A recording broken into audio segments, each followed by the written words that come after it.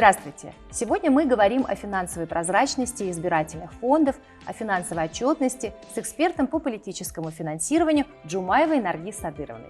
Наргиз Садыровна, здравствуйте! Здравствуйте, Айгуль. Мы все прекрасно понимаем, что кандидаты от политические партии должны быть подотчетны и строго отчитываться по своим избирательным фондам, посредством из избирательных фондов. Это вполне обоснованно, это вполне справедливо. Ответьте, пожалуйста, на такой вопрос.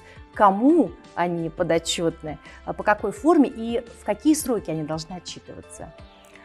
Спасибо, Айгуль, за вопрос.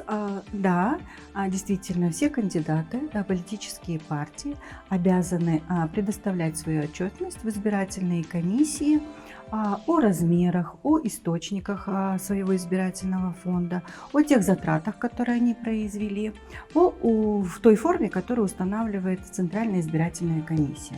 В частности, это форма 7, финансовый отчет о поступлении и расходовании средств кандидатов и политических партий.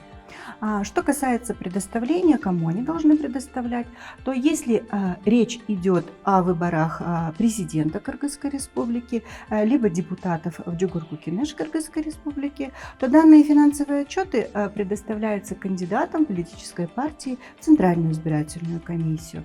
А если речь идет о выборах депутатов в местные Кенеши, то финансовые отчеты предоставляются в соответствующую избирательную комиссию.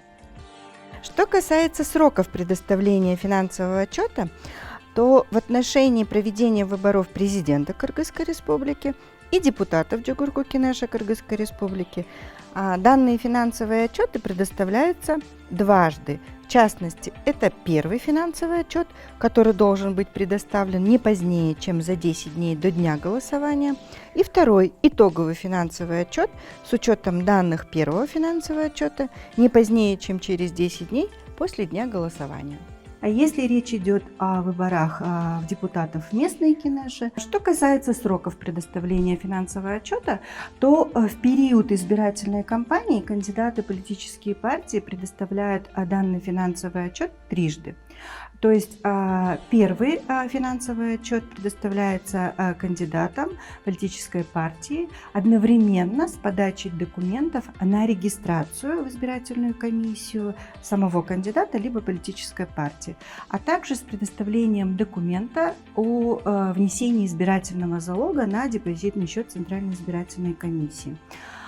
Второй финансовый отчет с учетом данных первого финансового отчета предоставляется не позднее, чем за 10 дней до дня голосования. И третий, мы называем его итоговый финансовый отчет, который включает в себя сводные сведения первого и второго финансового отчета, он предоставляется не позднее, чем за 10 дней после дня голосования. Все понятно, спасибо большое. А существует какая-то нормативно-правовая база, какой-то закон, в соответствии с которым должны сдаваться вот эти вот все финансовые отчеты?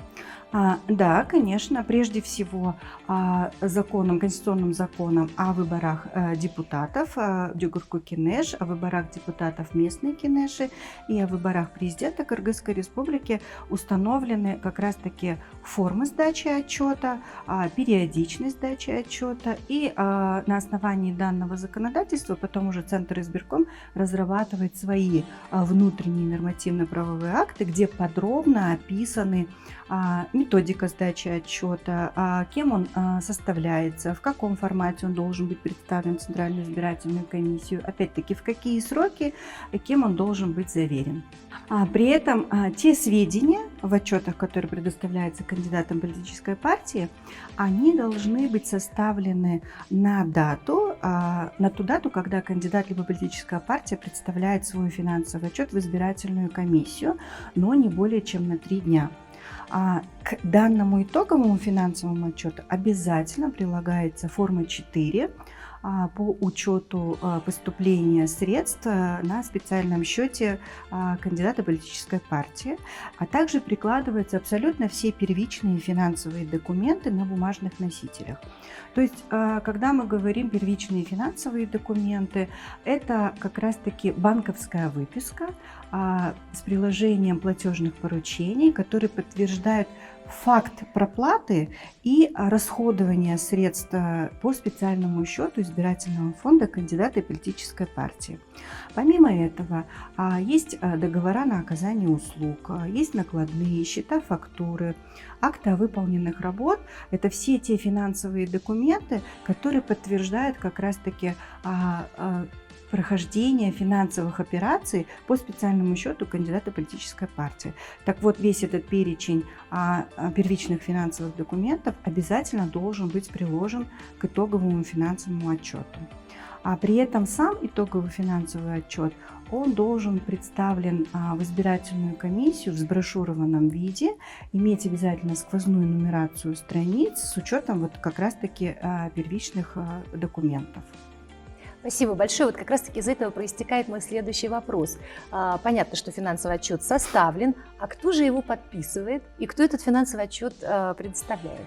Да, спасибо, Айгуль, хороший вопрос. Если речь идет о избирательной кампании в президенты Кыргызской республики, либо депутатов Джугурку Кенеша Кыргызской республики, то в данном случае все финансовые отчеты заверяются либо самим кандидатом и его уполномоченным представителем по финансовым вопросам, либо руководителем политической партии, опять-таки его уполномоченным представителем по финансовым вопросам. То есть требования законодательства как раз-таки прописывают, что на отчете должно быть 2 подписи. И обязательно заверяется печатью политической партии. Ответственность по сдаче финансового отчета в соответствующую избирательную комиссию возлагается на уполномоченного представителя политической партии по финансовым вопросам.